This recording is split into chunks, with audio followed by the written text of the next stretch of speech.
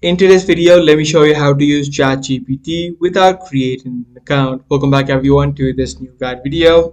Now you can easily use ChatGPT's feature without having to even create an account. All you want to do is open up a web browser where you have not yet created your ChatGPT account. Search for chatgpt.com, and as you can see, this interface opens up. As you can see on the top, there is a option of logging in and sign up, which means I have also not yet logged in to the ChatGPT account whereby you can still use this platform. So you could type in any sort of prompts that you like and the answers would normally come. But however, there are some downsides, as all of your chats would not be recorded and you would not be able to retrieve it once you close out this tab. Also, you would not be able to see any sort of advanced features that is normally available on the logged in version. So make sure you keep that in mind. And that's pretty much all there is to it. If this video did help you out, be sure to subscribe. I'm going to see you in the next one.